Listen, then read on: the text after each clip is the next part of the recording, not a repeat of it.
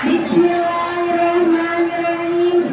Assalamualaikum warahmatullahi wabarakatuh.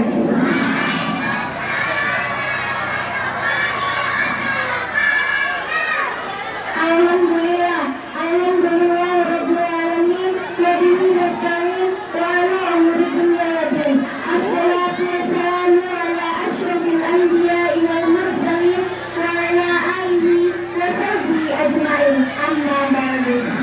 Yang terhormat kepada guru-guru madrasah Nurul Hasanah yang saya hormati, dan Kak Ibu Bapak semua yang saya cintai.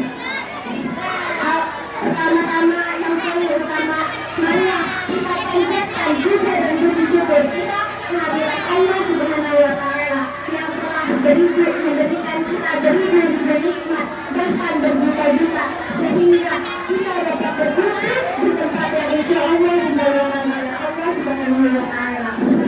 Tak lupa salawat berkaitan salam marilah kita curahkan kepada baginda yang maha besar, Habibana wa Syafi'ana wa Maulana Muhammad sallallahu alaihi wasallam, yang telah membawa kita dari zaman jahiliyah menuju zaman Islamiyah, dari zaman kegelapan menuju zaman yang terang benderang seperti sekarang ini, dari zaman naik onta sampai menuju zaman naik Toyota.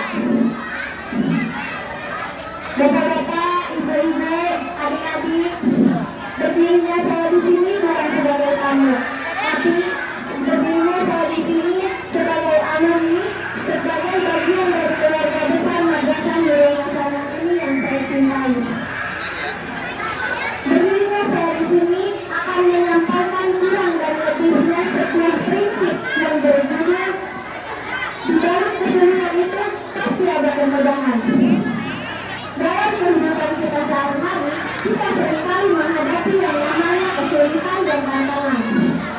Kesulitan ini dapat berupa masalah keluarga, masalah keuangan, bahkan sampai masalah kesehatan. Tapi, apa kita pernah berpikir bahwa di balik dari kesulitan itu ada kemudahannya?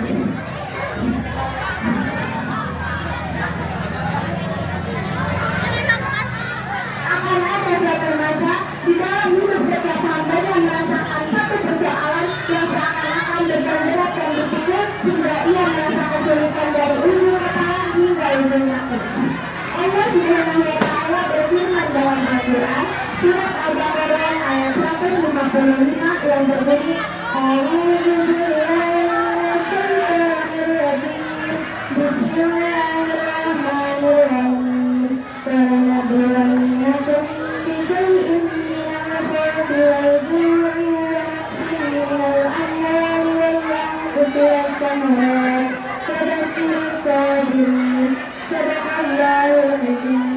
Yang artinya, dan kami pasti akan menguji kamu dengan sedikit ketakutan dan kelaparan, kekurangan harta, jiwa, dan buah-buahan, dan berikanlah kabar gembira kepada orang-orang yang bersabar.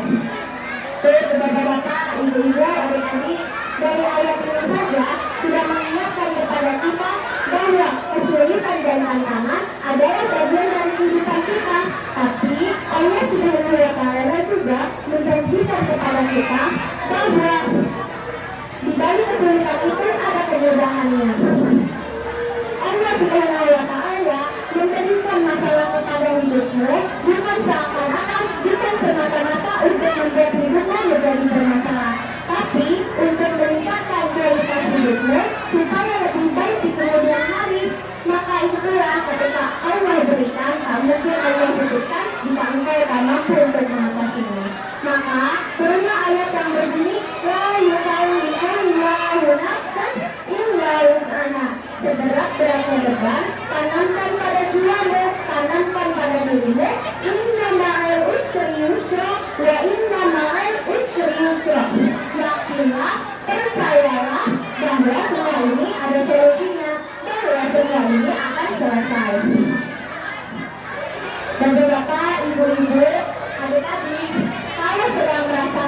kesulitan, maka ada caranya. Ada dua cara untuk mengatasinya. Caranya, bisa beri sekolah. Pertama, bisa beri sabar dulu, terima dulu masalahnya, ikhlas dan jangan banyak mengeluh. Karena kamu cuma memberikan ujian itu kepadamu jika engkau tak mampu untuk mengatasinya. Maka ada istilah yang mengatakan, barang siapa yang ketika mendapatkan musibah lalu dia mengucapkan Alhamdulillahirabbil alamin, maka Allah Subhanahu wa Ta'ala akan membuatkan istana baginya di dalam surga yang bernama Baitul Hamdi, istana atau rumah rasa syukur. Tuh, Masya Allah banget kan. Cara yang kedua, salatlah, datanglah ke Allah, mintakan solusinya kepada Allah. Jadi kalau bapak-bapak, ibu-ibu, adik-adik semua di sini sedang merasakan kesulitan, maka ingatlah Rasulullah Shallallahu Alaihi Wasallam pernah diuji jauh lebih berat dari dirimu. Rasulullah pernah merasakan kesakitan, Rasulullah pernah merasakan kehilangan, Rasulullah pernah dicaci, Rasulullah pernah dimaki, Rasulullah juga pernah merasakan kesepian. Pada saat kapan? Pada saat beliau berada di ruang untuk menerima wahyu. Dan semua musibah yang beliau alami, tak pernah beliau mengeluh sedikit pun. Beliau selalu menyerahkan semuanya kepada Allah. Beliau selalu sabar dan beliau selalu tabah. Ini bapak-bapak, ibu-ibu, adik-adik, kalau sekarang lagi merasa kesusahan atau mendapatkan musibah, maka ingat saja dengan lagu nama Herman yang berjudul Insya Allah. Pada tahu semua? Yang lain menyanyi bareng-bareng ya. Ketika kau tak sanggup melangkah, hilang ada dalam kesendirian, jangan mentari bagai angin yang telan, tiada tempat untuk berlabuh, bertahan terus berharap. Allah selalu di sisimu. Insya Allah, insya Allah, insya Allah ada jalan. Tuh, bapak-bapak, ibu-ibu, adik-adik, tahu nggak kenapa Mas Herzen bikin lagu itu?